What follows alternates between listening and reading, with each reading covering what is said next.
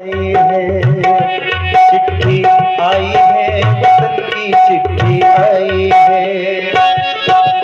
बड़े दिनों के बाद हम बेवतनों को याद, बड़े दिनों के बाद हम बेवतनों को याद, वतन की मिट्टी आई है। चिट्ठी आई है,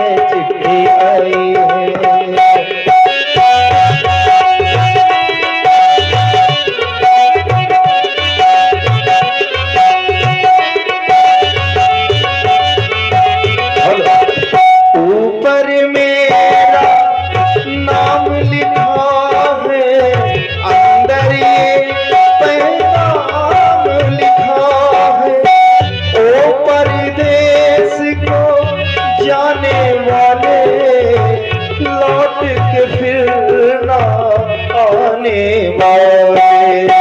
सात समंदर पार गया तू, हमको जिंदा मार गया तू। खून के रिश्ते तोड़ गया तू, आँख में आंसू छोड़ गया तू। हम खाते हैं और हम होते हैं, बहुत ज्यादा हम रोते हैं। चिट्ठी आई है, चिट्ठी आई है, चिट्ठी आई है। बड़े दिनों के बाद हम बेवतनों को याद, बड़े दिनों के बाद हम बेवतनों को याद, वतन की मिट्टी आई है। चिट्ठी आई है, चिट्ठी आई है, चिट्ठी आई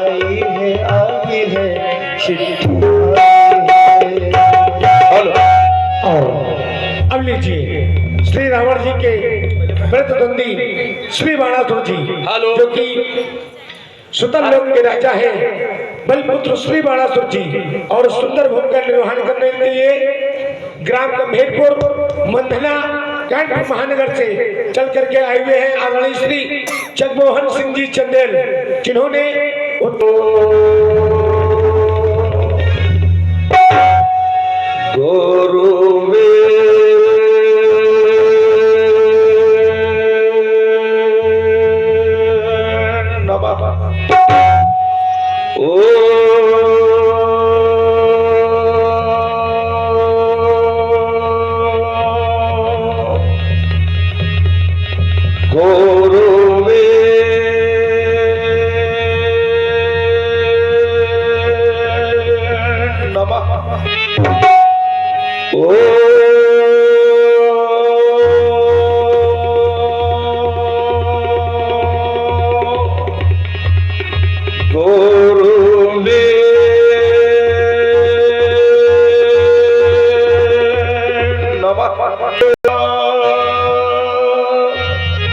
शिवा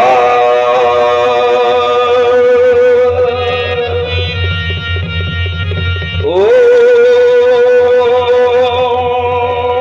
नमः शिवा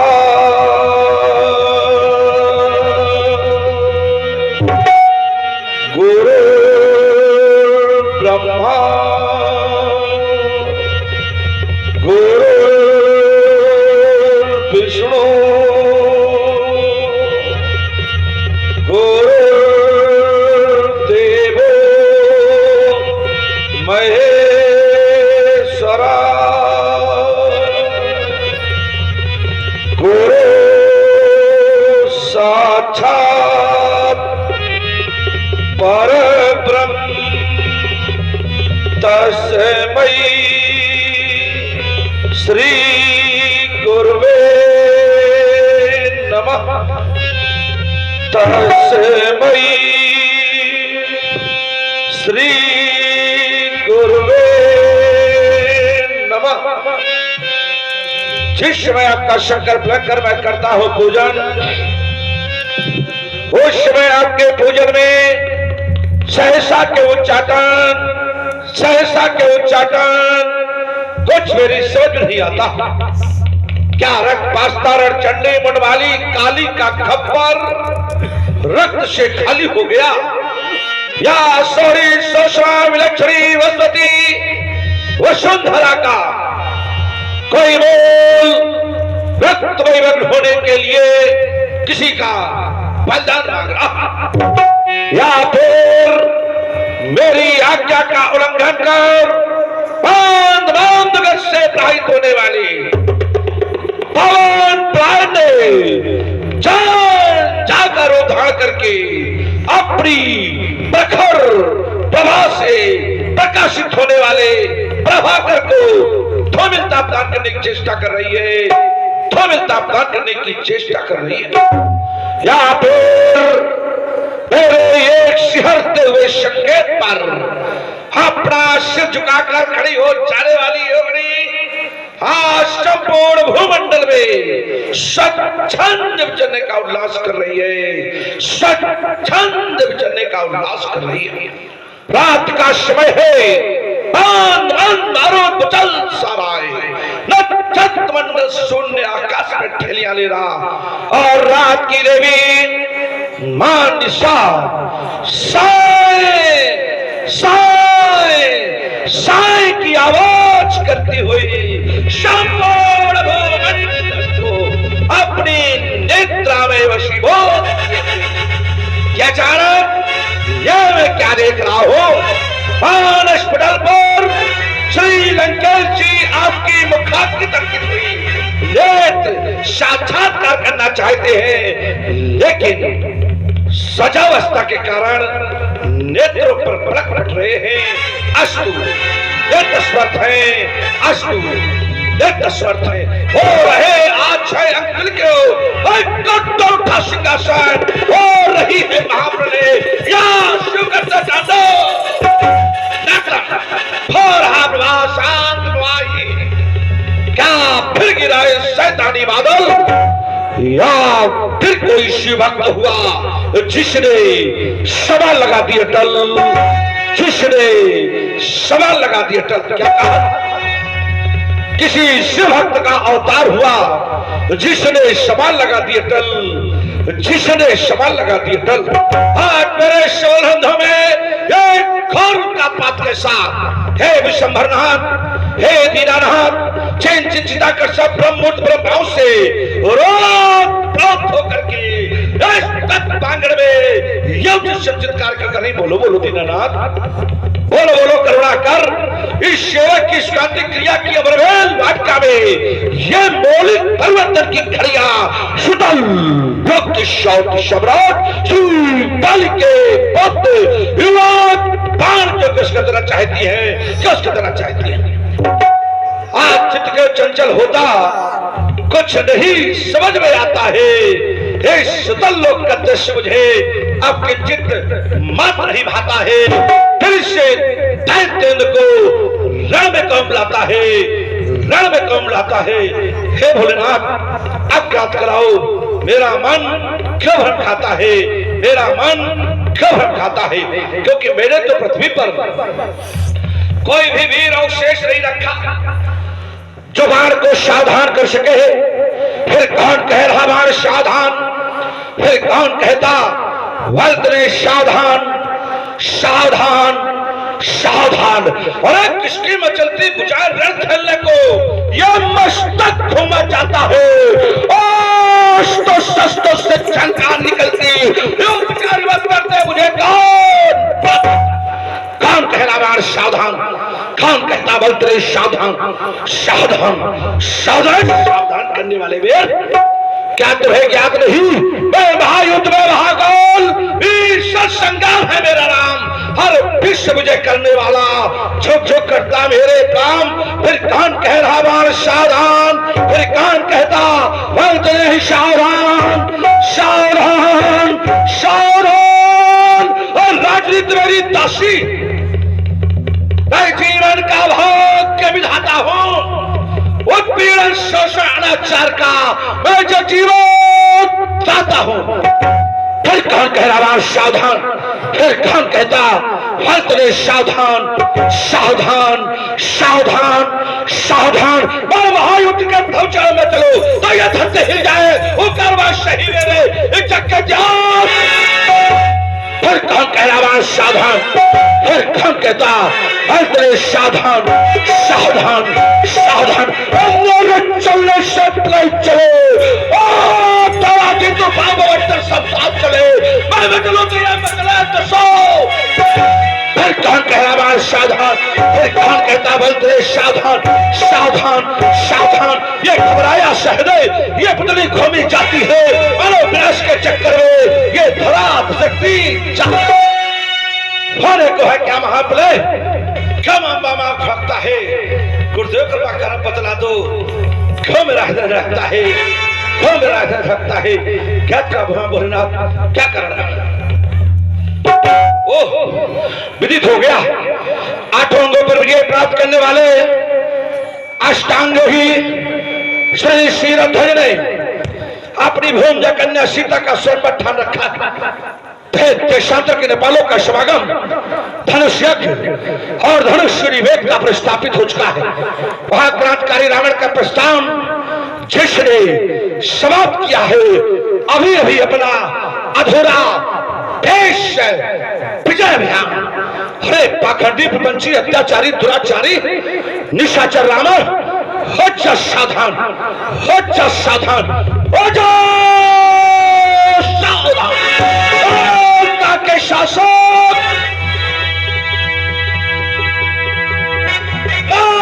के शासक सावधान, अब भूतल पर आता हो जब पीरो तो आदेश मुझे अपने शास्त्र उठाता। ने छोटी लंका को बदलाव विश्व में कर डाला, उत्तम पृष्ठ को चादर को निझातो गंदा कर डाला। ना जाने कितने हैं ना पुष्पित तरु 10 बार बसंत तुमने डाले, और मछले अरमानों को और जगाने आता हो। लंका के शासक सावधान, अब मैं भूतल पर आता हूं। पूरे न होंगे मनोरथ शर्म तेरे, मिथिला की नागरी आरती सजावेगी।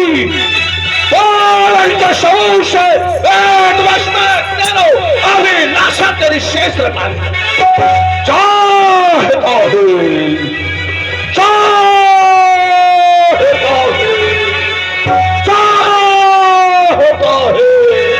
देश में यश की ध्वज फहराने को, यश की ध्वज तेरी फहराने न पावेगी।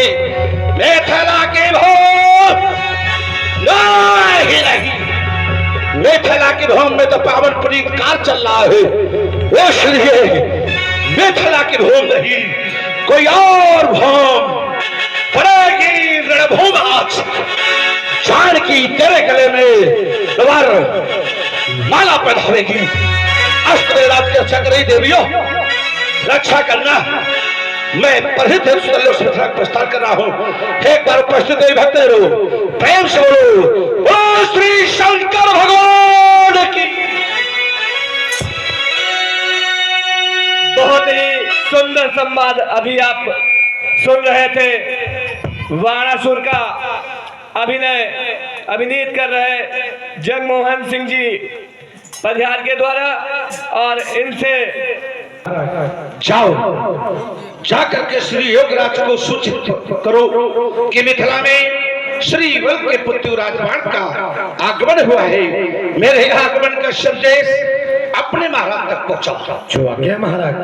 और इसी बीच में एक पुरस्कार आया था हमारे व्यासपीठ के लिए। विनोद जी तिवारी, आप गिरसी निवासी हैं, आपकी ओर से 100 पत्र मुद्राएं। महाराज, मिथिला के अंतर्गत सुतल लोक के राजा श्री बलपुत्र श्री बाणासुर जी का आगमन हो चुका है, और आपसे मिलने की जिज्ञासा व्यक्त की है। मेरे लिए क्या आदेश है महाराज?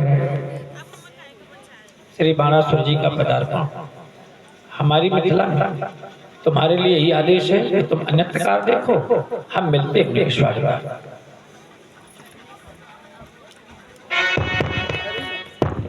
और थोड़ी सी मिस्टेक हो गई थी। वाणासुर के अभिनय को अभिनय कर रहे हैं जगमोहन सिंह जी चंदेल।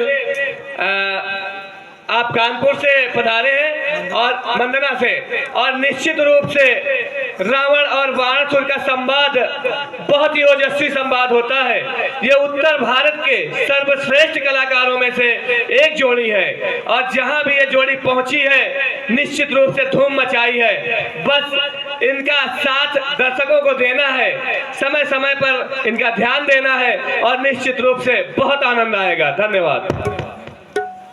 ओहो, श्री वीर बरबाण कला की विशद विशारद, धर्म के धरणी, धैर्य ध्याधारी वीर, प्रिय प्रेम के पयोधि, मानवता के प्रतीक एवं आधार गुरु प्रसाद श्री बलिसुर श्री बाणासुर जी। जय जय श्री भोलेनाथ की जय जय श्री भोलेनाथ। ब्रह्म ज्ञानी, तत्व ज्ञानी, कर्म ज्ञानी, कर्मनिष्ठ, धर्मनिष्ठ, सत्यनिष्ठ, यम नियम, आसन, प्राणायाम, प्रत्याहार, धारणा, ध्यान और समाज के अठंगों पर विजय प्राप्त करने वाले अष्टांग योगी श्री श्रीधर जय जय जय श्री शंकर भगवान की। आज आपका शुभागमन इस मिथिला की पवित्र पावन भूमि पर यह जनक वंदन, अभिनंदन एवं वाणी वंदन करना चाहता है। स्वीकार्य प्रियात्म स्वीकार्य। कि स्वागत है प्रिय बंधु तुम्हारा, सुहृद बंधु वर और गले मिले हम हर साकर। और देखो ना यह रो पुलकाये मानो, इस मम प्रांगण में आकर तो अंग अंग में और नौ तरंग में वो भरे लाई उमंग धारा। अहो दुर्भात बलि नंदन, यह स्वागत बंधु तुम्हारा। हाँ स्वागती बंधु तुम्हारा, हाँ स्वागत बंधु तुम्हारा।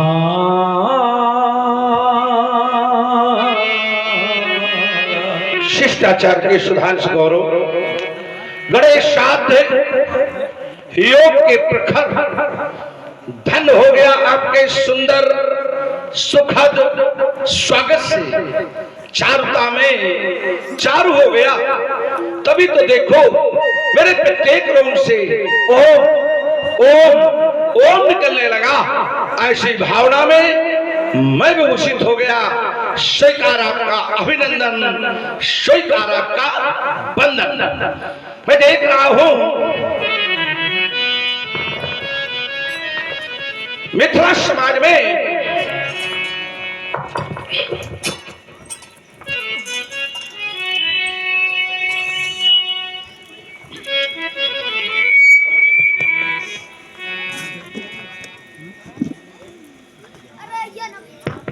सनातन धर्म का संचालक, सनातन धर्म का प्रेरणा स्रोत, मानव सभ्यता का प्रचारक, मानव संस्कृति का नेतृत्व करता मानव सभ्यता का प्रेरणा स्रोत ऋषियों का नेतृत्व करता, मुनियों का नेतृत्व करता, राजा जैसे महान पद को प्रतिष्ठित करने के उपरांत भी राजर्षि जैसे उपाधि से विभूषित धर्मात्माओं में अग्रणी पंक्ति में खड़े होने वाला व्यक्तित्व, संतों में अग्रिम पंक्ति में खड़े होकर के उस समाज का नेतृत्व करने वाला महान व्यक्तित्व, योग के आठों अंगों पर प्रभुत्व स्थापित करने वाला, योगियों में श्रेष्ठ योगी राजा जनक को आज दैत्य कुल के इस युवराज के प्रति प्रस्तुत की गई हृदय की अभिव्यक्ति को सुनने के बाद यह बाण विचार करने लगा कि दैत्य वंश की संस्कृति और राजा जनक की सनातन संस्कृति दोनों में बड़ी विषमता है, जबकि दोनों ही वंश एक को आराध्य मानते हैं। भगवान विष्णु को आराध्य हमारा वंश भी मानता है। प्रहलाद जी के बाद विष्णु को हमारा वंश भी आराध्य मान करके ही पूजा करता है। सनातन धर्म के लोग भी विष्णु को अपना आराध्य मानते हैं। फिर भी हमारी और आपकी संस्कृति अलग अलग है, विचार अलग अलग है, कार्यशैली अलग अलग है। इसके बाद भी आप जैसे व्यक्ति ने बाण के प्रति जो अपनी हृदय की अभिव्यक्ति प्रस्तुत की है उस पर विचार करने लगा, और करना भी चाहिए। क्यों? क्योंकि आपने अपनी संस्कृति का पालन उस समय किया है जब आपके सामने आपकी संस्कृति के विपरीत संस्कृति रखने वाला व्यक्ति था। एक घटना हमें याद आई, जब हमारा अंतिम देवासुर संग्राम हुआ देवताओं से, उस समय आप देवताओं के पक्ष से युद्ध में भी उपस्थित रहे, और सिद्धांत है कि शत्रु अगर आ जाए तो वो मित्र है, लेकिन मित्र का अगर शत्रु आ जाए तो वो शत्रु है। शत्रु का शत्रु शत्रु का शत्रु शत्रु है, शत्रु का शत्रु मित्र है, और मित्र का जब शत्रु आ जाए तो वो भी शत्रु है, और मित्र का मित्र आ जाए तो वो भी मित्र है। और हम तो आपके शत्रु के मित्र हैं, तो हमारे प्रति आपका व्यवहार क्या होना चाहिए? शत्रु का मित्र भी शत्रु होता है। तो इस सिद्धांत को आप भूल गए, और क्यों भूले? क्योंकि हमारी सनातन संस्कृति जो है, आपकी सनातन संस्कृति जो आपकी सनातन संस्कृति है, ये सदैव एक ही बात का बोध कराती है कि आने वाला अतिथि देवकोट का होता है। अतिथि देवो हो की उपाधि से आप आने वाले अतिथि को देखते हैं, और शायद इसी भावना से वशीभूत आपने हमारे प्रति अपनी हृदय की अभिव्यक्ति प्रस्तुत की।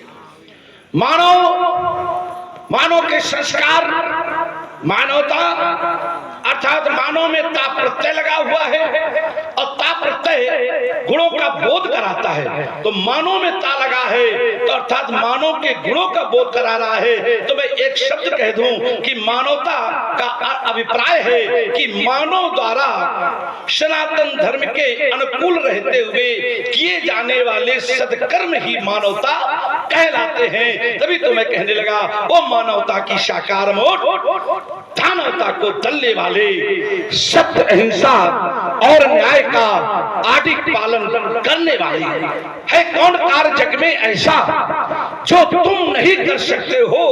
तुम अपनी इस निर्मल वाणी से पत्थर भी पिघला सकते हो। है कार तुम्हारे शीरध्वज झिलमिल झरना झरने वाले ओ मानवता की साकार मूर्त। सुना है मैंने आपका प्रण को सुनकर के सभी आए, मैं भी आया हूं। सभी प्रतिभागी बन जितने भी अभी तक आए हैं ये सब प्रतिभागी हैं। एक अभिलाषा इच्छा लेकर के आए हैं। इच्छा हमारी भी है लेकिन हम प्रतिभागी नहीं हैं। आज आपके सहयोगी हैं, सहयोग की भावना से उपस्थित हैं। अब हमारा सहयोग आप कैसे लेंगे श्री? यही नहीं मैं भी चाहता था और मैंने तुम्हारी भावना को जाना, तभी तो आज एक सनातन धर्मावलंबी आपके प्रति अपने श्रद्धा ज्ञापित की है। मैं चाहता हूँ, मैं केवल इसी प्रकार से सहयोग चाहता हूँ कि आप यहाँ की व्यवस्था संभालें। हो सकता है कोई ऐसा उत्पत्ति आ जाओ, बेटी का कार्य है भाई, कार्य चल रहा है, दीप दीपांतर के महिपाल आ रहे हैं, कोई ऐसा भी आ सकता है जो इसमें विघ्न डाले। भाई माना जा सकता है, कोई भी आ सकता है। तो ये व्यवस्था में आपके कंधों में थोड़ा एक और समाधान हमारी सिद्धांत का करते हैं। हम व्यवस्था को व्यवस्थित तो करें, ये ठीक बात है। अब हम अपनी संस्कृति के अनुरूप करें कि आपकी संस्कृति के अनुरूप करें? जब कोई बड़े ईमानदारी से आवे तो हमारी संस्कृति। अच्छा, जब ईमानदारी से आवे तो हम। अगर कोई उत्पात मचावे, अगर कोई उत्पात मचावे तो हम अपनी संस्कृति, तो फिर अपनी संस्कृति। इतनी सनातन संस्कृति कमजोर थोड़ा है कि दूसरी संस्कृति से व्यवस्था करें। ऐसा नहीं। चलिए कोई बात नहीं, हम अपनी संस्कृति और आपकी अपने अनुसार आप ठीक है। हम आपकी मर्यादा, आप आपकी संस्कृति की मर्यादा, मिथिला के संस्कारों की मर्यादा, यहाँ की समाज की मर्यादा, इन सब का ध्यान रखते हुए, सामाजिक व्यवस्था भी ध्यान रखते हुए और वास्तु स्थिति के अनुसार अगर आवश्यकता समझ में आई तो अपनी संस्कृति का प्रयोग करके व्यवस्था को व्यवस्थित करूंगा। अब आप बस यही मैं भी चाहता हूँ, लेकिन ऐसे नहीं। कुछ और मंच पर बैठ कर आप आए हैं तो क्या ऐसे खड़े होकर के थोड़ा ना निरखे आप समाज। अब मुझे आदेश करें, मैं जाकर गुरु बंधु अब और देखूं दूजा काज। समझ में आया? आपने कहा बैठो निरखो, इतने से काम तो चलने वाला है नहीं भाई। व्यवस्था दे के लिए तो और भी तो काम करने पड़ेंगे।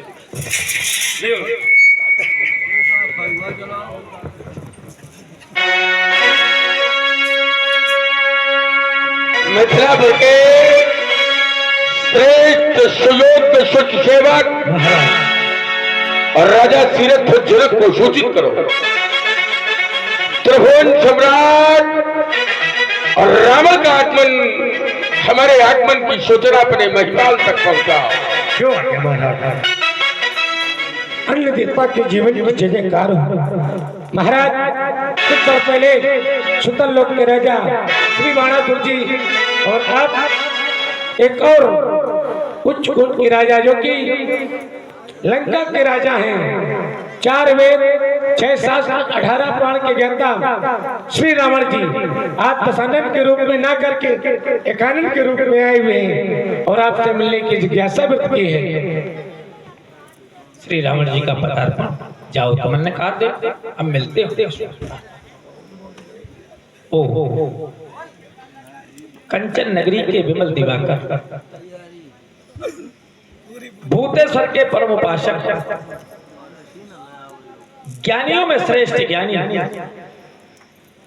अशोक वाटिका बिहारी, रक्ष संस्कृत के पालक, मैया कैक्षी के गोद को सफल बनाने वाले विप्रावतंस श्री रावण जी।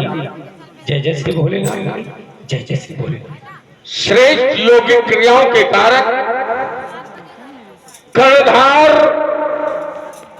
अष्टांग योगी, श्रेष्ठता, सभ्यता, सही गुणता एवं स्नेह के स्वामी, सत्यवादी, समदर्शी, विदेव, जिसे देह रहते हुए भी देह का ज्ञान न हो। देह तो हो, शरीर तो हो, पर शरीर का भान न हो, शरीर का अभिमान न हो। ऐसी विदेहत्व पाठ से अलंकृत सीरथ जनक जय श्री शंकर भगवान की। आज आपका शुभागमन इस मिथिला की पवित्र पावन भूमि पर यह जनक अपने श्रद्धा रूपी शब्द सुमन आपके श्री चरणों में समर्पित कर रहा है। स्वीकारें प्रियतम, स्वीकारें।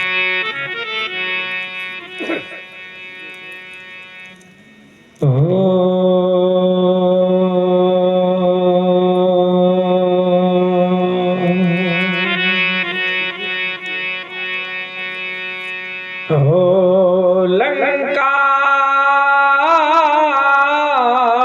के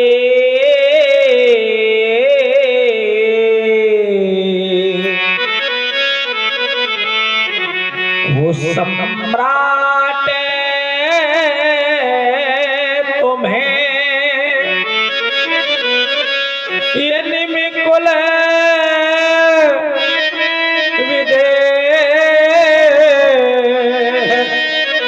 करता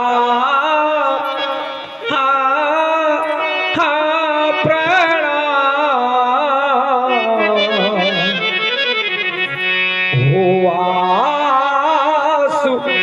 सुतोष के परामों से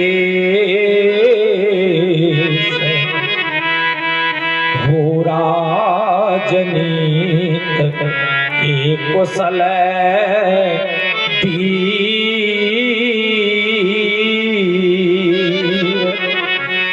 इतना ही है धन्य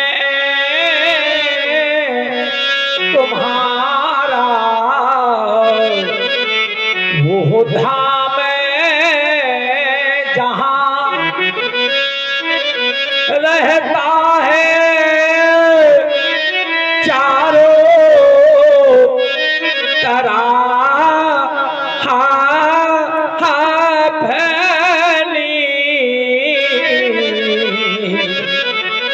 देखो देखो ये हो रहा ये हर्ष इस स्वयंवर में ये लंकेश आप के आने से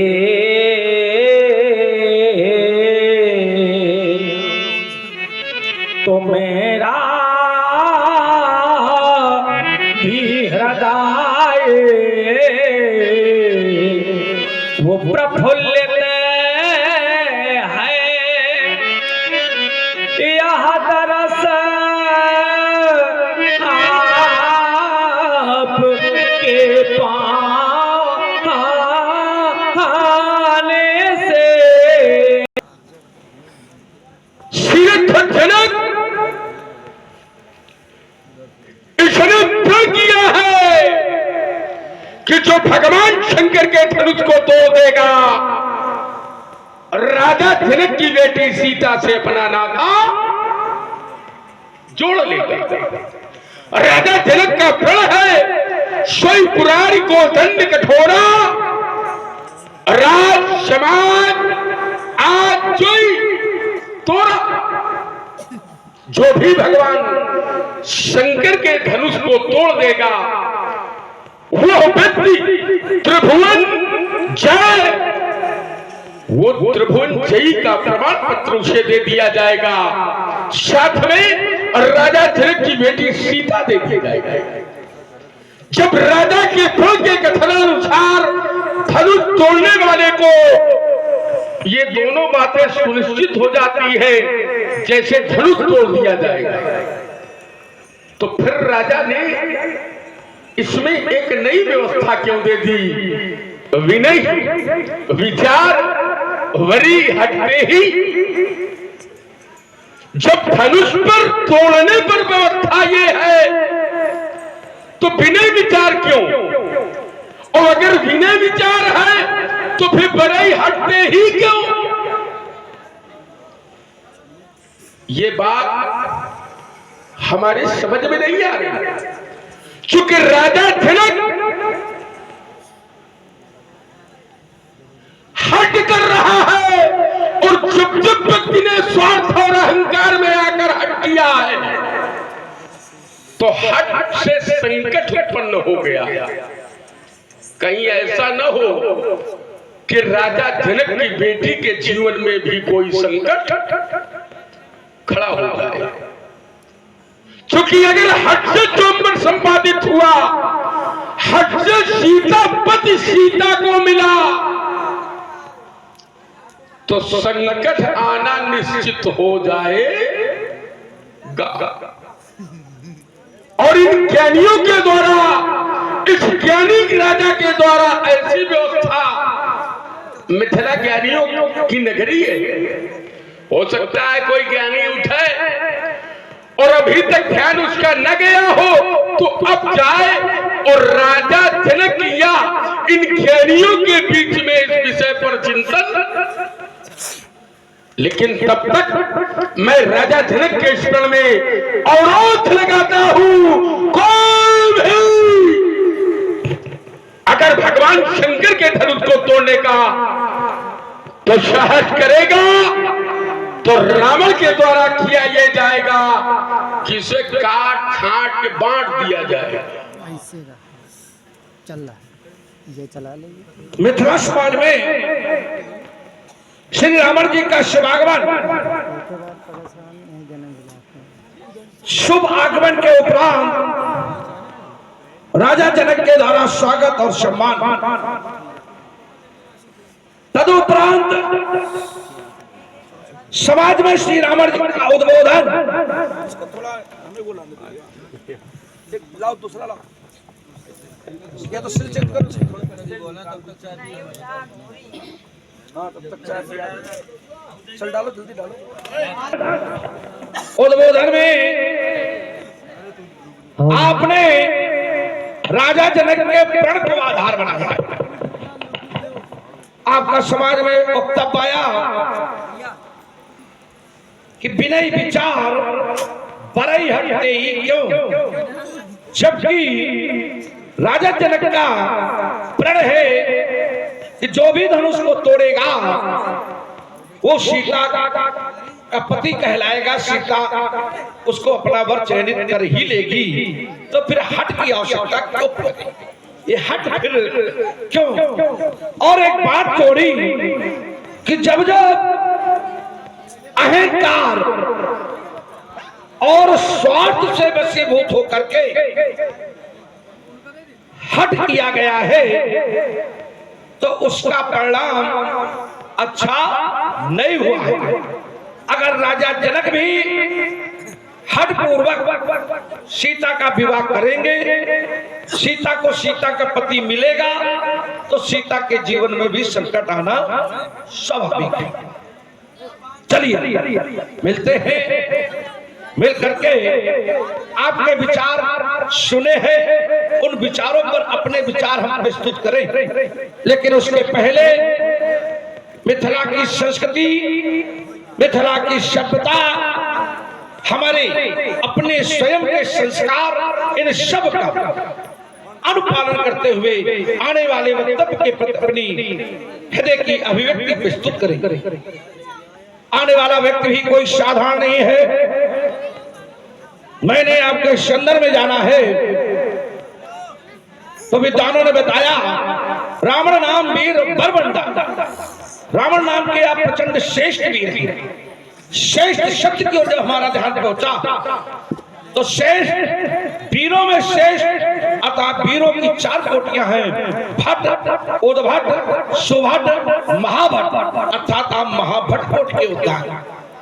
ग्रंथकार ने हमें भी आपके समकक्ष ला के खड़ा किया, रावण बाण महाभट्ट। तो मेरा नैतिक धर्म बनता है कि आपके स्वागत और सम्मान में भी हम शास्त्र का सहारा ले। तो शास्त्र हमें दर्शन देते हैं कि वीर वीरेन पूजते हैं, एक वीर को दूसरे वीर की पूजा करनी चाहिए। इसी सिद्धांत का मैं पालन करता हूं। ये हमारा सिद्धांत मिथिला की संस्कृति, मिथिला की सभ्यता हमारे संस्कारों से जुड़ा था। एक हमारा आपका संबंध व्यवहारिक और सामाजिक भी। आप हमारे मान्य के भी मान्य हैं। हमारी बुआ रत्नमाला की बेटी वज्रज्वाला आपके छोटे भाई कुंभकर्ण को ब्याही है, इस कारण आप हमारे मान्य के भी मान्य हैं। हमारा नैतिक धर्म बनता है कि हम आपके प्रति अपनी हृदय के व्यक्ति प्रस्तुत करें।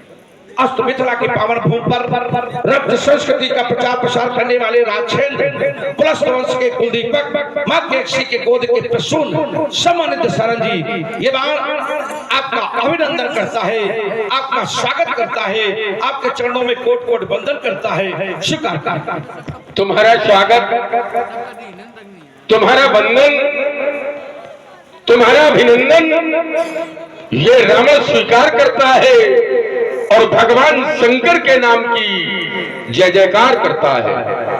श्री रावण जी, आपने कहा कि जब जब स्वार्थ और अहंकार से वशीभूत होकर के हट गई है, तब तब उसका परिणाम अच्छा नहीं रहा। हम इस बात का समर्थन करते हैं कि जब भी स्वार्थ और अहंकार से रोध होकर के व्यक्ति ने कार्य को किया है, तो उस कार्य का परिणाम सकारात्मक नहीं होता है। क्योंकि अगर उसकी हट नकारात्मक है तो परिणाम नकारात्मक मिलेगा, और अगर उसकी हट सकारात्मक है तो परिणाम सकारात्मक मिलेगा। आपने कहा कि राजा ने हट रखी है, तो ये राजा की हट ना अहंकार से वशीभूत है, ना ये स्वार्थ से वशीभूत है। राजा जनक की ये हट अपने कर्तव्य से वशीभूत है। कर्तव्य राजा जनक का है कि वो बेटी का विवाह करे, और बेटी का विवाह करना अगर व्यक्ति का कर्तव्य है, राजा का कर्तव्य है, तो फिर उसमें स्वार्थ और अहंकार की बात श्री रावण जी कहां से उत्पन्न होती है? अल्प विराम। राजा का कर्तव्य बेटी का विवाह करना है। संसार के हर पिता का कर्तव्य है बेटी का विवाह करना, लेकिन राजा जनक जो ये धनुष तुला रहा है, इससे ये परिलक्षित हो रहा है कि इस राजा को अहंकार हो गया है। चूंकि ये धनुष कोई साधारण धनुष नहीं, भगवान शंकर का धनुष है। इस धनुष पर इसकी बड़ी श्रद्धा थी, बड़ी आस्था थी, और जब इसका स्वार्थ आ गया, इसका स्वार्थ फंस गया, तो धनुष को ही तोड़वाने की व्यवस्था इसने बना ली। ये अहंकार है इसका, इसलिए ये हट उचित नहीं। चलिए, आपने कहा कि राजा जनक के द्वारा जो धनुष पर निर्णय लिया गया है, ये उसके अहंकार का प्रतीक है। जिसकी वो पूजा करता था, आज उसे तोड़वा रहा है, ये उसका स्वार्थ। चला आइए रावण जी, राजा जनक ने कोई नया कार्य नहीं किया। राजा जनक ने जो एक प्राचीन परंपरा थी, उसको आज प्रकट किया है। ये कोई पहली बार ऐसा नहीं हो रहा, इसके पहले भी ऐसा हुआ है, और वही कार्य राजा जनक के द्वारा किया जा रहा है। राजा जनक ने पूर्व की परंपरा जो अभी तक विलुप्त हो गई थी, जो अभी तक विलीन हो गई थी, उस परंपरा को राजा जनक ने आज फिर जन्म दे दिया है। तभी तो किसी विद्वान के द्वारा कहा गया प्रकटी धनु विघटन परिपाटी। परिपाटी माने पुरानी परंपरा, जो पुरानी परंपरा थी कि धनुष तोड़ करके विवाह किया जाए, उस परंपरा का प्रादुर्भाव श्री राजा जनक जी के द्वारा आज के इस पर्व को करने के बाद किया गया है। तो परंपरा को जन्म देना ना स्वार्थ है और ना अहंकार है, बल्कि परंपरा को जन्म देना ये व्यक्ति का संस्कार है, उसकी ये संस्कृति है। हमें आपकी ये बात समझ में नहीं आ रही है कि ये स्वार्थ के वशीभूत है, ये अहंकार के वशीभूत है। हम तो कहेंगे ये कर्तव्य के वशीभूत है। और एक सिद्धांत और मिला कि सीता का विवाह ही धनुष पर निहित है। प्रकटी धनु विघटन पर पाटी का जन्म और सीता का विवाह धनुष पर निहित है। रहा विवाह चाप आधीना, सीता का विवाह ही चाप के अधीन है। तो अगर जिसके अधीन कोई कार्य है, अगर उसी कार्य का सहारा, उसी का सहारा लेकर के अगर कार्य संपादित किया जाए तो अहम और स्वार्थ का बोध यहाँ कैसे होता है श्री रामण जी। और कोई स्वयंवर करना ये तो राजाओं को ऐसे भी परंपरा है। अब यही छोड़ो क्योंकि विषय फिर अलग हो जाएगा। छोड़ दे रहे हैं हमें। तुमने कहा कि राजा जनक में स्वार्थ नहीं है, अहंकार नहीं है, और बोले ये जो व्यवस्था है ये विलुप्त हो गई थी। इस व्यवस्था को पूरा जीवित किया जा रहा है। और एक आधार भी तुमने लगाया कि प्रगति धनु विघटन परिपाटी। ये धनु विघटन परिपाटी जो है ये प्रगति, ये पहले थे कि आज प्रगति, ये आज प्रगति। और वो जो कह रहा है वो किसी को बना कुछ मान रहा है, तो महिमा उसकी महिमा में ये वो कह रहा है। जैसे तुमने एक बात और रखी कि राजा जनक जो कर रहे हैं वो स्वार्थ और अभिमान में नहीं कर रहे हैं। एक ने और किया था, ऐसे किया था बिल्कुल ठीक। जिस समय बड़ अधिकार दक्ष जब पावा, जब बड़ा अधिकार मिल गया, ब्रह्म सभा लगी, उस बड़े अधिकार में और राजा दक्ष के सम्मान में भगवान शंकर नहीं खड़े हुए, तो उस दक्ष ने भगवान शंकर को यज्ञभाग से पृथक कर दिया। ध्यान देना जरा, बस ठीक वही स्थिति और राजा जनक की है। इसने भी ऊंचाई पाई, लोगों ने बड़ा महिमा मंडित कर दिया इसको। इस समय को जन्मा जगमाही और प्रभुता पाई ताई मत। अब ये अहंकार के वशीभूत होकर राजा जनक ये धनुष तोड़वा रहा है। और श्रीमान जी ये ठीक नहीं कर रहा है। तुम भले इसकी प्रशस्ति चाहे जितनी का, तुम चाहे जितने प्रशस्ति इसके पक्ष में पढ़ो, लेकिन रावण इसे ठीक नहीं कहेगा। और मैं कहता हूं अभी अवसर है, अभी अवसर है इसमें। ये प्रण जौन है, चलो प्रण ठीक है, चूंकि क्षत्रियों के दो आभूषण हैं, एक प्रण दूसरा रण। देखिए यहाँ प्रश्न चिन्ह नहीं है, प्रश्न चिन्ह हट में है। हट न करे और विवाह करे, समस्या क्या? अल्प विराम चाहता हूं। आपने कहा कि प्रकटी धनु विघटन प्रकटी माने का आज प्रकट, हम भी यही कह रहे हैं कि आज प्रकट हुई। तो प्रकट क्या हुआ? परिपाटी। परिपाटी का अर्थ क्या होता है? अर्थात हमारी कोई पुरानी परंपरा। परपाटी माने पुरानी परंपरा। प्राय लोग कह देते हैं कि हमारे वंश की परपाटी है।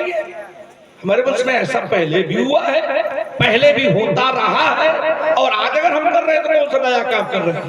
पर पार्टी का अभिप्राय श्री रावण जी यही है कि जो हमारी पुरानी परंपरा है वो पर पार्टी कहलाती है, क्योंकि धनुष तोड़ने की पुरानी परंपरा थी, उसका प्रादुर्भाव राजा जनक के प्रण से आज हो रहा है। तभी किसी विद्वान ने कहा है, भले किसी की महिमा मंडन करने में उसने अपनी बात जोड़ी है, लेकिन उसके जो वक्तव्य है वो इस बात का बोध कराते हैं कि जो हमारी धनुष तोड़ने की पुरानी परंपरा थी उसका आज प्राकट किया गया है, आज है। और ये आज हुआ हो रहा है, ऐसा पहले हुआ और ऐसा मैं विश्वास करता हूं कि फिर कभी आने वाले युग में एक बार पुनः धनुष तोड़ने की परंपरा का फिर जन्म, ऐसा मैं मान रहा हूं। एक तो वैसे भी ठीक नहीं है तुम्हारा, ये बात बीच बीच में गड़बड़ करता है।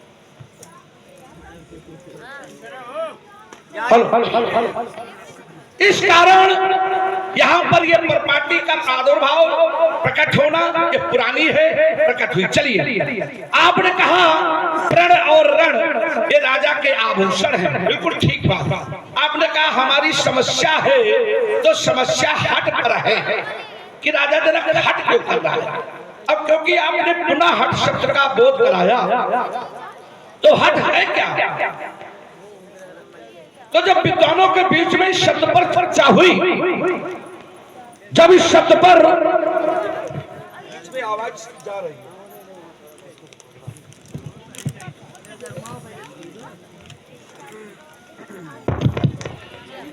Hello hello hello hello hello hello hello hello hello hello hello hello hello और थोड़ा इसको बढ़ा दो। तो हट शब्द का जब विद्वानों ने इस पर चिंतन किया तो हट के चार अर्थ बताए।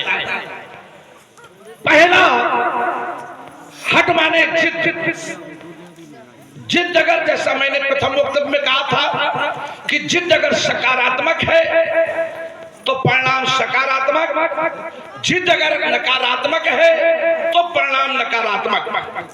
जैसे कुछ राजाओं ने जिद सकारात्मक की, परिणाम उनके पक्ष में आया, कुछ राजाओं ने जिद नकारात्मक की तो परिणाम उनके विपक्ष में गया। इसी प्रकार हट माने विद्वानों ने और अर्थ बताया। दूसरा अर्थ उन्होंने बताया कि हट माने पाराग्रह। पाराग्रह वो हट है जो एक बालक के द्वारा अपने पिता से हट किया करे, ये पाराग्रह हट कहलाता है, जिसे विद्वानों ने पाराग्रह हट को ही बाल हट के रूप में भी समाज में चिंतन दिया। तीसरा विद्वानों का और उत्तर आया हट के संदर्भ में, तो विद्वानों ने बताया कि हट माने संकल्प लेना, दृढ़ संकल्प लेना। और चौथा पुनः विद्वानों की चर्चा में आया कि चौथा है प्रतिज्ञा। हट माने प्रतिज्ञा। अब जरा आइए, बिना ही विचार बरई हटते ही, तो अब जरा मैं इसको जोड़ रहा हूं। आप लोग थोड़ी देर इधर ध्यान रखो ना, हमारा लोगों का ध्यान भटक जाता है।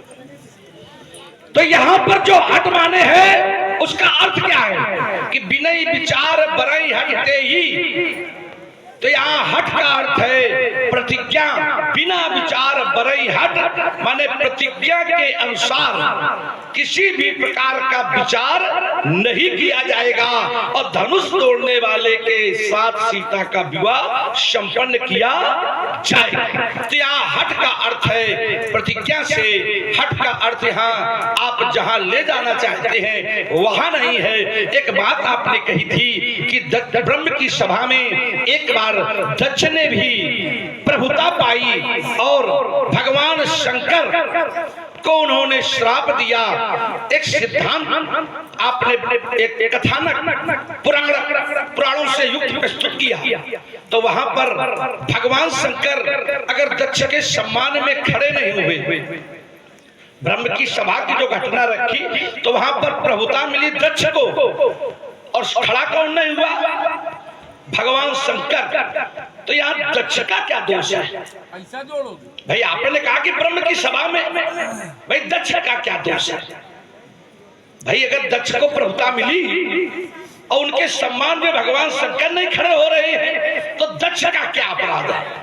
आपने कहा प्रभुता पाई कहा नमद होई, तो यहाँ दक्ष को प्रभुता मिली तो इसमें अहम का क्या बोध हो रहा है? तो उत्तर यही रावण जी मिलेगा कि कहीं से भी दक्ष में अहम का बोध नहीं हो रहा है। हाँ, हो सकता है कि किसी घटनाक्रम से वशीभूत दक्ष कभी आगे उसने कोई ऐसा घटनाक्रम घटाया हो, आने का मतलब आगे उस सभा के बाद कोई ऐसा कृत्य किया हो, तो वो विषय अलग है। मेरी दृष्टि में दक्ष को अहंकार का यहाँ पर बोध नहीं है। अगर भगवान शंकर नहीं खड़े हुए हैं, आप आ जाएं समाज में और हम बैठे हो या कोई और बैठा हो, आप राजाओं के भी राजा हैं। भुजबल विश्ववस राकेश के उम्र सुतन मंडली कमई करत निज मन। और अगर आपके सम्मान में एक बार कोई न खड़ा हो तो अपराध आपका है कि जो न खड़ा हो उसका है। छोड़ दो, छोड़ दिया हमने, यही उत्तर ले। बहुत ही सुंदर संवाद देखने को मिल रहा है। लंकेश जी और बाणेश जी के बीच में प्रभावित हुए हैं हमारे पप्पू जी तिवारी। आप दुबेपुर निवासी हैं। आपने कष्ट भगवान शंकर को हुआ है कि दक्ष को हुआ है? ब्रह्म सभा में भगवान शंकर अगर नहीं खड़े हुए तो कष्ट का अनुभव दक्ष ने किया है कि भगवान शंकर ने किया? ब्रह्म सभा हम सन दुख माना, क्योंकि भगवान शंकर उनके सम्मान में खड़े नहीं हुए थे और भगवान शंकर से भी राजा दक्ष बड़ा सम्मान कराना चाहता था। उस सभा में भगवान शंकर को, श्रीमान जी ऐसा सभा है, बहुत सारे लोग बैठ रहे हैं, गालियां दी जा रही थी, किसी ने विरोध नहीं किया। केवल एक व्यक्ति ऐसा था जिसने विरोध किया और वो था नंदी। नंदी ने कहा था दक्ष, जिस मुख से तुम गाली दे रहे हो, जिस मुख से तुम शब्दों का प्रयोग कर रहे हो, ये मुख ही नहीं रहेगा, क्योंकि भगवान शंकर की जो निंदा करता है वो जीवा फिर रहती नहीं। कह रहे हो तुम हट तो जोड़ रहे हो, तुमने 4 हट बताई, इसके लिए साधुआ चूंकि हट 4 है, राज हट, बाल हट, क्रिया हट, योग हट या संकल्प। आइए एक विषय से इसको जोड़ देते हैं। जैसे हट की किसने की? गुरु, शुद्धि, संबल, धर्म, फल पाई विनय कलेश, तो हट बस सब संकट सहे, गालो नहुष डरे। हट्टा के कारण महात्मा गालो की हट्टा का परिणाम राजा ययाति की कन्या माधवी को भोगना पड़ा, और नहुष की हट्टा का कारण कि अजगर बनना पड़ा। ठीक, छोड़ो, छोड़ दिया। हाँ, बात आ गई, पर्याप्त आ गई। चलिए, आपने कहा कि दुख, अब देखिए आपने अपने वक्तव्य से के कारण दुख, हम सम्मान, दुख और अहंकार दोनों अलग विषय हैं। ये दोनों अलग विषय हैं। भगवान शंकर कहते हैं कि दक्ष हमसे दुख माने क्योंकि मैं उनके सम्मान में नहीं खड़ा हुआ, तो उनको दुख हुआ। हम नहीं खड़े हुए तो दुख हुआ। अब तुमने कहा कि दक्ष को अहंकार हुआ, तो दुख और अहंकार को एक साथ आप नहीं खड़ा कर सकते। अहंकार विषय अलग है और दुख विषय अलग है। इस कारण श्री रावण जी आपने अपनी ही बात को अपने दूसरे उद्बोधन में अपने ही वक्तव्य से काट दिया है। हमारा अब न्याय कहता है कि मैं इस बात पर कोई चिंतन न करूं। अब आपका अपना जो अंतिम वक्तव्य आया, हम जरा उस पर चिंतन दे रहे हैं। आपने कहा नहुष और गालो, कोई दूसरा व्यक्ति होता तो आप तो कह के निकल गए थे, क्योंकि शायद बहुत बिरला कोई व्यक्ति, हमको लगता है समाज में शायद कोई जानता हो कि गालो कौन है, शायद कोई जानता हो कि गालो कौन, और किसी दूसरे के सामने रखे होते तो इसी वजह से वो यात्रा नहीं कर पाता। हम भी कभी कभी इसके माध्यम से देख लेते हैं आपको किसी दूसरे के साथ, इसी वजह से यात्रा नहीं कर पाता। नहीं, हम जानते हैं तुम इस समय सक्षम हो। हाँ, क्योंकि रखोगे ऐसा विषय कि सामने वाला जब्बा हो जाता है, फिर वो इधर उधर की गांठी लगाता, केवल उससे काम बनना नहीं। अब आइए, क्योंकि हमने मेरे सामने रखा है, तो गालो है कौन? तो बताया गया, जाना गया कि गालो विश्वामित्र जी के शिष्य हैं, और शिष्य ही नहीं, विश्वामित्र जी के ज्येष्ठ पुत्र हैं। वशिष्ठ से युद्ध में पराजित विश्वामित्र जब उनके 99 पुत्रों का वध हो जाता है, तो अपने ज्येष्ठ पुत्र गालों को शिक्षा दे करके तपस्या के लिए जाना चाह रहे थे। उसी समय गालों ने एक जिद की कि आपने मुझे शिक्षा दी है, आप पिता के साथ साथ आप मेरे गुरु भी हुए हैं, तो मैं आपको गुरु दक्षिणा देना चाहता हूं। अब गुरु दक्षिणा में भी गालों ने जब जिद की, अब देखिए यही विषय था हमारा शुरू से चल रहा है कि गालों ने जब जिद की, और जिद उनकी नकारात्मक थी। अगर गुरु कह रहा हम संतुष्ट नहीं, हम दक्षिणा देंगे, अरे नहीं बेटा मैं संतुष्ट हूं, नहीं आप दक्षिणा लीजिए, तो फिर गुरु ने भी परीक्षा ले ली। क्योंकि और फिर विश्वामित्र राजा हरिश्चंद्र से मरघट की रखवाली करा दी। ऐसे व्यक्ति के सामने आप खड़े हैं, बार बार कह रहे नहीं, तो उन्होंने कहा ठीक, हमको श्याम कर्ण के घोड़े चाहिए, 800 श्याम कर्ण के घोड़े चाहिए। अब श्री रावण जी, ईमानदारी तो यह है कि पूरी विश्व में उस समय 800 श्याम कर्ण के घोड़े ही नहीं थे, तो क्योंकि गालों की जिद जो थी वो नकारात्मक थी, इस कारण गालों को के कारण या गालों को स्वयं कष्ट उठाना पड़ा। इसी प्रकार नहुष जब राजा के पद पर थे, सत्कर्म करते रहे, उस सत्कर्म के कारण विश्व रूप के वध के बाद जब इंद्र को ब्रह्म हत्या का दोष लगा, तो इंद्र के पद पर इंद्र का पद रिक्त होने के कारण देवताओं ने ब्रह्मा जी की आज्ञा के अनुसार सर्वप्रथम नहुष को इंद्र के पद पर प्रतिष्ठित किया, और इंद्र ने भी इंद्र के पद पर बैठ करके नहुष ने भी नकारात्मक सोच का जन्म दिया, क्योंकि उनकी सोच थी कि मैं अब इंद्र हो गया हूँ, ये भूल गए कि मैं नहुष इंद्र हूँ, बल्कि वो मैं इंद्र हूँ ये सोचते रहे। और उन्होंने शची को अपने पास बुलाने की नकारात्मक जो हटकी थी, उसका परिणाम रहा कि नहुष को भी अजगर बनना पड़ गया। श्री रावण जी जब भी नकारात्मक हट होगी, परिणाम में फिर कहता हूं नकारात्मक। अब एक उदाहरण मैं जोड़ रहा हूं, माता पार्वती ने भी एक बार हट किया। माता पार्वती ने हट किया, तो माता पार्वती ने हट किया और भगवान शंकर के साथ विवाह किया।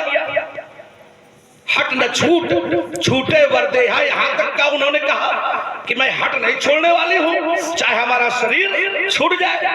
काहे भगवान शंकर के साथ विवाह हुआ, तो माता पार्वती के जीवन में कौन सा संकट आया? अगर हट से संकट आता है तो माता पार्वती के जीवन में कौन सा संकट आया है? अल्प विराम के साथ श्री रावण जी मैं छोड़ रहा हूं। ठीक मोर्चा लगाया है तुमने, मोर्चा हमारा सही है। कह रहे हो कि माता पार्वती ने हट किया, जन्म कोट सतरगर हमारी, बरहु शंभु नत रहूं कुमारी। हट न छूटे बरदेहा, माता ने जो हट की है, ये क्या स्वार्थ और अभिमान में की? माता की हट स्वार्थ और अभिमान से नहीं जुड़ी। हमारी बात यह थी कि जब स्वार्थ और अभिमान में हट की जाएगी, तब समस्या ये खड़ी हो जाएगी।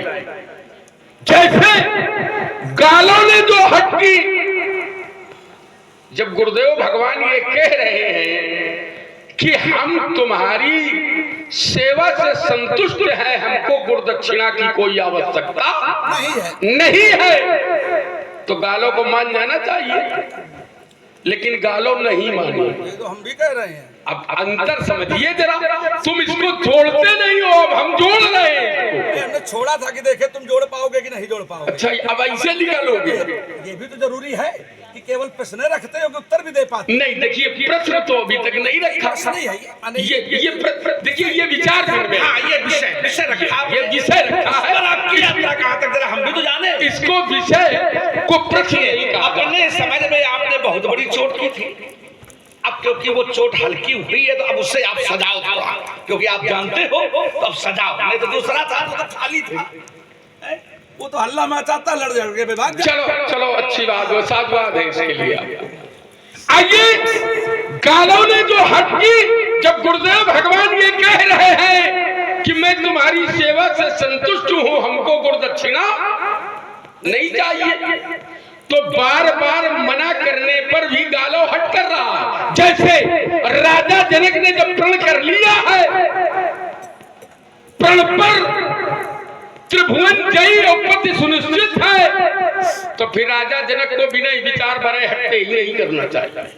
बस यही जो राजा जनक ने किया है, यही गालों ने किया है।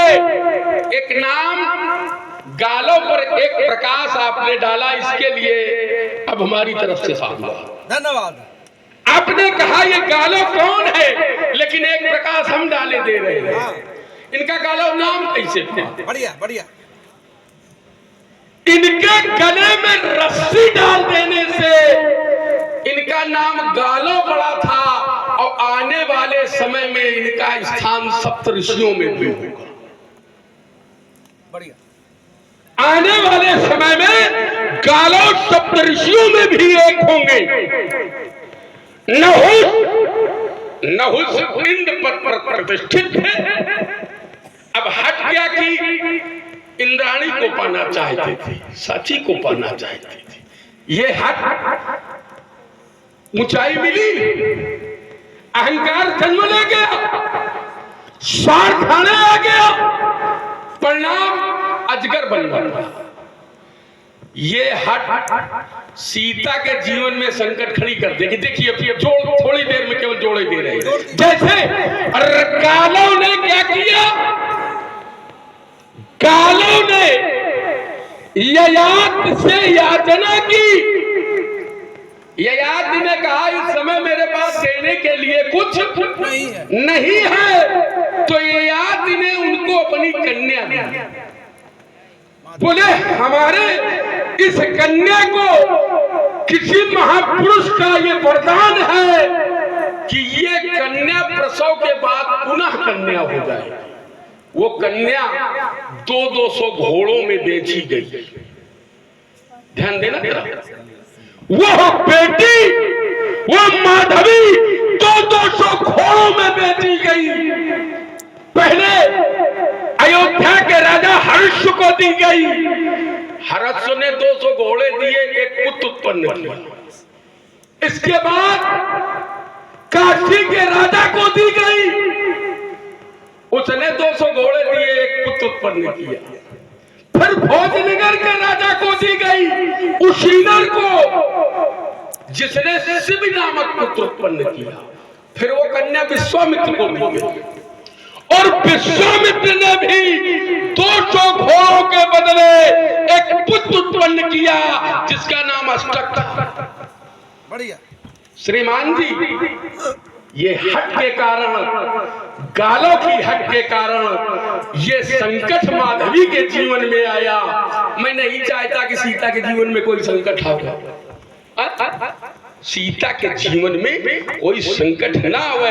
राजा जनक विवाह करे, कहां ही समस्या पड़ाए। चलिए, आपने कहा कि सीता के जीवन में कोई संकट ना आवे, लेकिन सीता और अन्य कन्याएं, इनमें बड़ा अंतर है। सीता श्रेष्ठ की नियमावली से विपरीत उसका प्रादुर्भाव है। अन्य कन्याएं एक नियमावली है, उसके अनुकूल जन्म जीव लेते हैं। जीव या अन्य जो भी क्रम है संसार का, एक श्रेष्ठ का क्रम है, उसके अनुसार जन्म होता है। और सीता का जन्म श्रेष्ठ की परंपरा के विपरीत हुआ। दुनिया का एकमात्र उदाहरण है कि पृथ्वी से किसी को कन्या मिली, पृथ्वी से किसी को पुत्र या कन्या मिले, ये जीवन का एकमात्र उदाहरण है। तो सीता जैसी कन्या के लिए किसी और का उदाहरण रख करके ये कहना कि सीता के जीवन में संकट आएगा, सीता का जीवन ही इसीलिए है, सीता के आने का कारण ही कुछ दूसरा है। तो उस विषय पर न जाके अब आइए थोड़ा, ये तो थोड़ा हमने संकेत में कहा, समझने वाले लोग समझ रहे हैं। आपने कहा कि हट नकारात्मक और जिद, हमारी आपके बीच में यही तो बात उतनी देर से चल रही है। हम भी यही कह रहे हैं, आप कह रहे हैं, हमने कुछ अलग तो नहीं कहा है। हमने भी यही कहा कि नकारात्मक हट है, अहंकार से ओत-पोत हट है, तो परिणाम उचित नहीं होगा। माता पार्वती ने सकारात्मक हट की, परिणाम उनके पक्ष में रहा। एक उदाहरण और जोड़ रहे हैं, ये कोई संत नहीं है, अरे ये तो ब्रह्मा विष्णु और महेश है। तो माता ने अपना सतीत्व लगाकर ब्रह्मा विष्णु और महेश को 6 माह का बालक बनाकर अपना स्तन पान करा दिया। अब देखिए हट का परिणाम, जब ब्रह्मा विष्णु महेश की पालना झुली है तो संसार का क्या हुआ, संकट खड़ा हो गया। और जिन महाशक्तियों के पति 6 माह के बालक बन जाए, भाई किसी पत्नी का पति अगर 6 माह का बालक बन जाए तो उसके सामने भी संकट खड़ा हो गया। तो हट संकट को ही जन्म देता है श्रीमान जी, नकारात्मक हट संकट को। अच्छा ये तुम हमका बार एक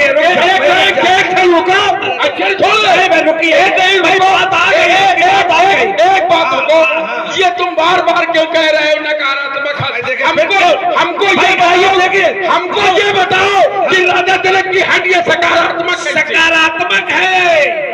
हम तो उतनी देर से यही सिद्ध कर रहे हैं कि राजा जनक की हट सकारात्मक है। अब तुम्हें समझ में ना आवे तो हम क्या करें?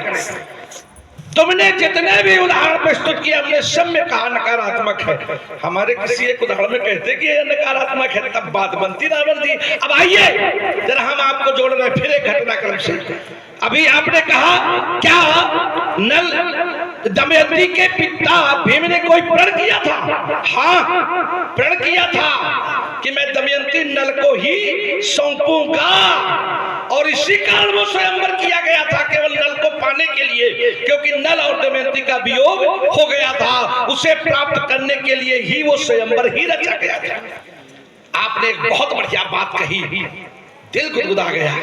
आइए जरा, आपने कहा कि जब वो परमात्मा भी मृत्युलोक पर आता है तो उसे यहाँ की नियमावली का पालन करना पड़ता है। श्री रावण जी वो अपनी नियमावली का पालन तो करता ही है, लेकिन उसके कुछ कृत्य हैं जो सदैव ये कदम कदम पर बोध कराते रहते हैं कि ये सामान्य मानव नहीं है। अब एक चिंतन दे रहा हूं, समाज के लोग यात्रा कर लेंगे, क्या दुनिया के ये जितने मानव हैं, जितने ही बैठे हैं, इनमें से एक को छोड़ करके किसी दूसरे के कितने बार पैर पत्थर में लगे होंगे?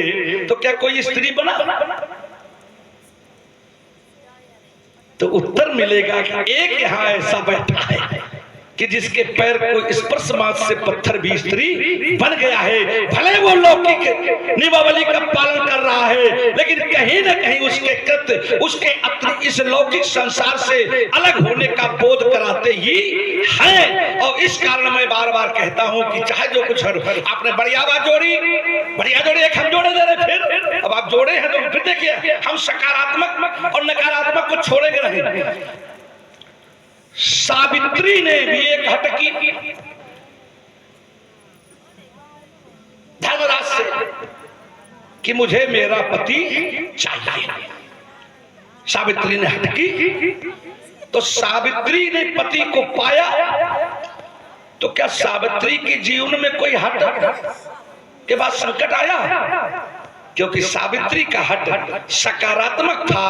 वो भगवान धर्मराज से अपने पति का जीवन दान मांग रही थी। इसके लिए उसने हट किया कि जब तक मेरे पति मुझे नहीं मिलेंगे तब तक मैं इनके शरीर को, इनके प्राणों को ले जाने नहीं दूंगी।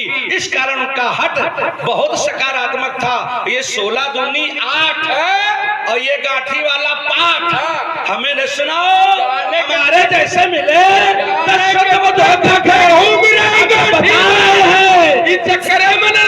शुद्ध बुद्ध होकर के बिल्कुल हमारे सामने बोलो, खड़े हो। क्या करोगे? क्या करोगे? क्या करोगे? संभगवान पे पार हुआ और किसी पीर के द्वारा यदि कोई विध्वंसकार हुआ तो कर में है मेरे अस्त्र शस्त्र, वो अन्याय परम न पाएगा और इसके शरीर को गला बना ये और स्वयं पी जाएगा। क्या भूल गए? भूल गए तो याद कर लेना। अच्छा भूल गए तो आगे वाला बता दो। अरे हमें तुम्हारे विषय हम क्या बता दें भाई? तुमको हम देखो अगर वो क्या मंत्र न जानो तो के दिल में आन न डालो। ध्वंस करूंगा धनुषिया के और शोल की नदी बहा दूंगा और दिखा भी कर ठुंकारों से अंबर में आग लगा दूंगा। वो आज मैथिली अधिवेशन में ये कालकूल नर्तन होगा, अब नहीं धनुष खंडन होगा, अब नहीं धनुष खंडन होगा। तेरे तस्सीसों पर ज्वाला के अंकार गिरेंगे और सुन्नी होगी कंचन नगरी जब कर कदा प्रहार करेंगे और सूरज की शर्ताएं निकलेगी और बाणों की बौछारें होगी और चारों ओर चमकती रणवे और तलवारों की धारें होगी, रक्त में भी रक्त प्रदर्शन होगा। मैं कहता लड़काल सभा में और धनुष का खंडन होगा और धनुष का खंडन होगा। ओ तुम्हारी भुजा भुजा पर पद गिरेगा और शक्ति दूसरा होगा, अब नहीं धनुष खंडन होगा। ये रण वो चंदरियों की छेद नहीं, ये गणिखाओं की धारा है। और पारी जीवित बचा सका जिसने सम्मुख ललकारा है, उसको पीड़ित को छोटी है फीकी बालू की भीत नहीं। और पैरी ललकारा युद्ध है सजाऊ, ये रणनीति नहीं। वो चंद्रहास में कितनी ज्वाला इसे जानता कल होगा।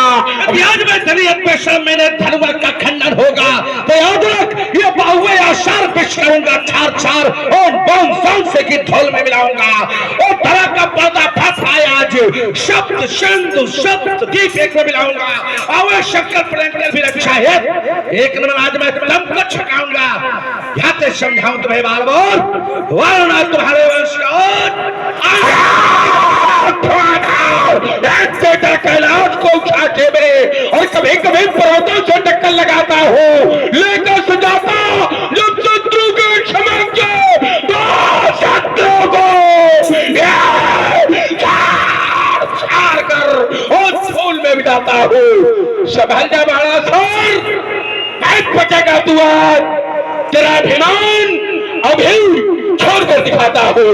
अंबर गाता गीत हमारे हम धरती के शुद्ध बलिदानी लड़कर कोई छिका न पाया और किसी से हार न मानी और त्रैलोक भ्रमण करके मैंने उसको रणक्षेत्र बनाया। जो विषाद भूधन टकराए चूर चूर कर रणक्षेत्र बनाया। विद्युत मेरे अंग में तन महान मन फौलादी अच्छों की तो मैंने राश मिटा दी। अंबर गाता गीत हमारे हम धरती के शुद्ध बलिदानी, हम धरती के शुद्ध बलिदानी। मिले हर जन्म में मुस्कुरा कर जीना नहीं आता, एक बगैर नहीं का मिले हर जन्म में मुस्कुरा कर जीना नहीं आया। चाहते थे अमृत पीना फिर पीना नहीं आया। हमारी तुम्हारी दास्ता में फर्क केवल इतना है, हमें मरना नहीं आया और तुम्हें जीना नहीं। बढ़िया चलाओ लखाओ अब ही यही कौन परी परिबंध जो चढ़ाए हर साय के तोड़े धनुष। आपने कहा था 2.5 घंटे, हमने कहा जब तक आपका इशारा नहीं होगा तब तक हम मन से जाने नहीं, हम तो सवेरे तक आए। निश्चित रूप से बहुत ही ओजस्वी संवाद हमारे दोनों ही पात्रों के द्वारा देखने को मिला। और हम जानते हैं कि आप में वो क्षमताएं हैं कि अगर 6 घंटे 8 घंटे भी आपको ये पाठ करना पड़े तो भी आप पीछे नहीं हटेंगे। और इसी क्रम में इसी संवाद से प्रभावित हुए हैं हमारे वीरेंद्र जी अग्निहोत्री, उपेंद्र जी अग्निहोत्री। आप अहमदाबाद से लाइव प्रसारण देख रहे हैं, आपकी ओर से बहुत उच्चतम ऊंचाई तक पहुंचे। इस कार्यक्रम में मैं इस नगर में एक बार और आ चुका हूँ। यहाँ आने के बाद हमें स्मरण आया और उस समय भी व्यास गद्दी प्राचीन थे और जो संचालन आज हमारे अवस्थी जी कर रहे हैं वो संचालन किसी समय इनके पिताजी यहाँ बैठकर कर रहे हैं। हमको याद आ गया तब मैं आया था, वो मेरा शुरुआती दौर था, शुरुआती काल। अरे जाने कितने आए, जाने कितने। एक नाम आपने लिया, बोले का मौका दे दो, फिर देखो। एक नाम आपने लिया कि जिसको ये व्यवस्था दी गई है, जिसने सारे लोगों को एकत्रित किया, इसमें कोई संदेह नहीं। वर्तमान का वो सर्वोच्च व्यक्ति है, लेकिन जिसने इस कार्यक्रम की व्यवस्था कराई है उसकी मैं बहुत बड़ी भूमिका मानता हूँ। क्या बात है, मुख्य तो ये क्योंकि ये रसिक है और ये नहीं, इनके यहाँ तो वो मतलब रक्त ही है, रक्त है, वो रक्त है इनके यहाँ। वो मतलब इनके पिताजी माने भैया जी अवस्थी रामलीला के लिए इतना समर्पित, इस क्षेत्र में पूरे क्षेत्र में वो पहले ऐसे व्यक्ति हैं बैठे हुए भगवान शंकर के कार्यक्रम। एक सिक्के के दो पहलू हैं। हाँ, अगर एक भी गड़बड़ है तो गड़बड़ हो जाएगा, सिक्का खोटा हो जाएगा। नहीं, सिक्का ये खोटा नहीं होगा। जितनी बढ़िया व्यवस्था ये कराने वाले उतनी व्यवस्था करने वाले ने, कभी कभी करने वालों को तो व्यवस्था कराने वाले नाम दे देते हैं, तो फिर कह देते भैया वो तो खाली ही नहीं है। हाँ, ये कहते हैं बिल्कुल बिल्कुल। तो फिर सिक्का जगत गुरु भगवान शंकर की 10,000 महिपालों ने एक साथ धनुष को उठाने का प्रयास किया। यहाँ तक कि रावण बाणासुर सरीखे वीर योद्धा आए।